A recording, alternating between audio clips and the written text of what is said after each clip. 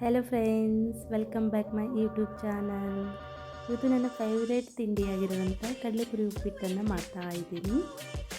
So Puri ಉಪ್ಪಿಟ್ಟು ಕ್ವಿಕ್ಕಾಗಿ ready ಆಗುತ್ತೆ. 1 litre 2 litre Puri ಇದ್ದರೆ ಸಾಕು, ಮನೇಲಿ ಕ್ವಿಕ್ಕಾಗಿ ರೆಡಿ ಮಾಡ್ಕೋಬೋದು. ಸೊ ಮೊದಲಿಗೆ ಇಲ್ಲಿ ನಾನು ಒಂದು ಬಾಣಲೆನ ತಗೊಂಡಿದ್ದೀನಿ. ಬಾಣಲೆಗೆ ನಾನು ಸ್ವಲ್ಪ ಎಣ್ಣೆನ ಹಾಕೋತಾ ಇದ್ದೀನಿ. ಎಣ್ಣೆನ ಚೆನ್ನಾಗಿ ಕಾಯಿಸ್ಕೋಬೇಕು. ಎಣ್ಣೆ ಚೆನ್ನಾಗಿ ಕಾಯೋದ್ರಿಂದ ಗ್ರೇವಿ ಕೂಡ ಚೆನ್ನಾಗಾಗುತ್ತೆ. ಸೊ ಹಾಗೆ ಇಲ್ಲಿ ಎಣ್ಣೆಗೆ ಅರ್ಧ ಟೇಬಲ್ ಸ್ಪೂನ್ ಆಗುವಷ್ಟು ಸಾಸಿವೆನ ಹಾಕೋತಾ ಇದ್ದೀನಿ. ನೋಡಿ, ಸಾಸಿವೆ ಚಟಪಟ ಆದ ನಂತರ ಒಂದು ಅರ್ಧ ಟೇಬಲ್ ಸ್ಪೂನ್ ಆಗುವಷ್ಟು ಜೀರಿಗೆನ ಹಾಕೋತಾ ಇದ್ದೀನಿ. ಹಾಗೆ ಸ್ವಲ್ಪ ಕರಿಬೇವಿನ ಸೊಪ್ಪು, ಹಾಗೆ 3 ಹಸಿಮೆಣಸಿನ್ಕಾಯಿ ತೊಗೊಂಡಿದ್ದೀನಿ. ಹೀಗೆ ಕಟ್ ಮಾಡಿಟ್ಕೊಂಡಿದ್ದೀನಿ. ಅದನ್ನು ಕೂಡ ಎಣ್ಣೆಗೆ ಸೇರಿಸ್ಕೊತಾ ಇದ್ದೀನಿ. ನೋಡಿ, ಎಣ್ಣೆಲೆ ಹಸಿಮೆಣಸಿನ್ಕಾಯಿ ಫ್ರೈ ಆದ ನಂತರ ನಾನಿಲ್ಲಿ 2 ಈರುಳ್ಳಿ ತೊಗೊಂಡಿದ್ದೀನಿ. ಅದನ್ನು ಕೂಡ ಚಿಕ್ಕದಾಗಿ ಕಟ್ ಮಾಡಿ ಇಟ್ಕೊಂಡು ಹಾಕೋತಾ ಇದ್ದೀನಿ. ನೋಡಿ, ಎಣ್ಣೆಲಿ ಫ್ರೈ ಮಾಡ್ಕೋಬೇಕು ಚೆನ್ನಾಗಿ. ಈರುಳ್ಳಿ ಎಷ್ಟು ಚೆನ್ನಾಗಿ ಫ್ರೈ ಆಗುತ್ತೆ, ಗ್ರೇವಿ ಕೂಡ ಅಷ್ಟು ಚೆನ್ನಾಗಿ ಬರುತ್ತೆ.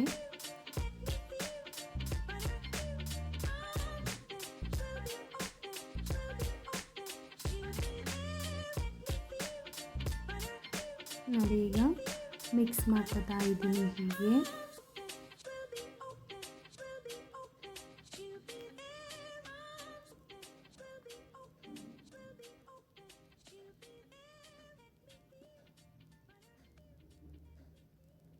ಒಂದು 2 ಮಿನಿಟ್ಸ್ ಆದರೂ ಫ್ರೈ ಮಾಡ್ಕೋಬೇಕು. ಈರುಳ್ಳಿ ಚೆನ್ನಾಗಿ ಫ್ರೈ ಆದರೆ ಮಾತ್ರ ಗ್ರೇವಿ ಚೆನ್ನಾಗಿ ಬರೋದು. ಹಾಗೆ ನಾನಿಲ್ಲಿ 1 ಟೊಮೆಟೊ ಕೂಡ ತೊಗೊಂಡಿದ್ದೀನಿ. ಅದನ್ನು ಕೂಡ ಚಿಕ್ಕದಾಗಿ ಕಟ್ ಮಾಡ್ಕೊಂಡು ಹಾಕೋತಾ ಇದ್ದೀನಿ. ಎಣ್ಣೆಯಲ್ಲಿ ಟೊಮೆಟೊ ಕೂಡ ಫ್ರೈ ಮಾಡ್ಕೋಬೇಕು. ನೋಡಿ, ಇದು ಚೆನ್ನಾಗಿ ಮಿಕ್ಸ್ ಮಾಡ್ಕೋಬೇಕು. ಇದಕ್ಕೆ ನೀರೇನು ಹಾಕೋ ಹಾಗಿಲ್ಲ, ಹಾಗೆಯೇ ಮಾಡ್ಕೋಬೇಕು.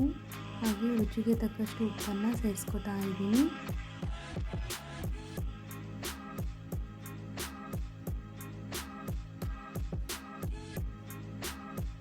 ಉಪ್ಪು ಹಾಕೊಂಡ ನಂತರ ಇವಾಗ ಚೆನ್ನಾಗಿ ಮಿಕ್ಸ್ ಮಾಡ್ಕೊತಾ ಇದ್ದೀನಿ. ನೋಡಿ,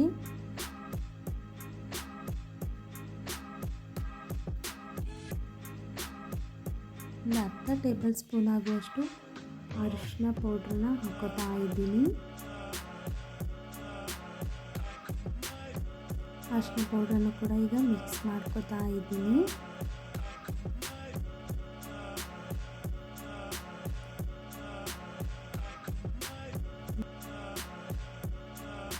ಹಾಗೆ ಸ್ವಲ್ಪ ಕೊತ್ತಂಬರಿ ಸೊಪ್ಪನ್ನು ಕೂಡ ಆ್ಯಡ್ ಮಾಡ್ಕೊತಾ ಇದ್ದೀನಿ.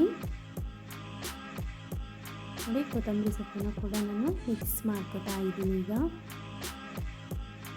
ಒಂದು ಅರ್ಧ ಕಪ್ ಆಗುವಷ್ಟು ಕಾಯಿ ತುರಿನ ತುರಿದಿಟ್ಕೊಂಡಿದ್ದೆ, ಅದನ್ನು ಕೂಡ ಹಾಕೋತಾ ಇದ್ದೀನಿ. ಅರ್ಧ ಭಾಗ ಆದರೆ ಸಾಕು ಕಾಯಿ ತುರಿ.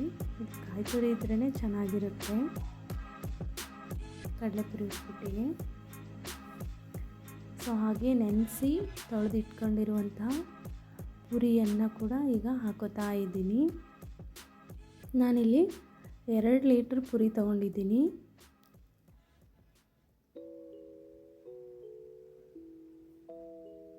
ಪುರಿಯನ್ನು ಕೂಡ ಈಗ ಮಿಕ್ಸ್ ಮಾಡ್ಕೋತಾ ಇದ್ದೀನಿ. ಗ್ರೇವಿಲಿ ಪುರಿ ಚೆನ್ನಾಗಿ ಮಿಕ್ಸ್ ಆದರೆ ತುಂಬ ಚೆನ್ನಾಗಿ ಬರುತ್ತೆ ಪುರಿ ಉಪ್ಪಿಟ್ಟು. ಒಂದು 2 ಮಿನಿಟ್ಸ್ ಆದರೂ ಈ ಥರ ಫ್ರೈ ಮಾಡ್ಕೋಬೇಕು.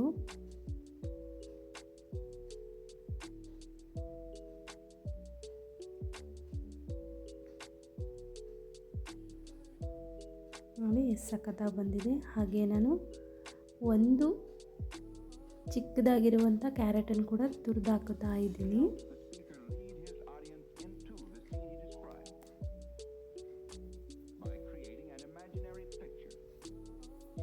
ಇದು ಆಪ್ಷನಲ್ಲು, ಬೇಕು ಅಂದರೆ ಹಾಕೋಬೋದು, ಬೇಡ ಅಂದರೆ ಸ್ಕಿಪ್ ಮಾಡ್ಕೋಬೋದು. ನೋಡಿ, ಎಷ್ಟು ಚೆನ್ನಾಗಿ ಬಂದಿದೆ ಪುರಿ ಉಪ್ಪಿಟ್ಟು. ಈಗ ಸರ್ವ್ ಮಾಡ್ಕೊಳ್ಳೋಣ.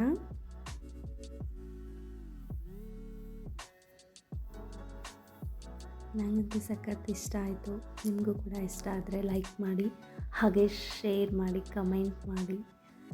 Thank you for watching. ಮತ್ತೆ ಸಿಗೋಣ ನೆಕ್ಸ್ಟ್ ರೆಸಿಪಿಯೊಂದಿಗೆ.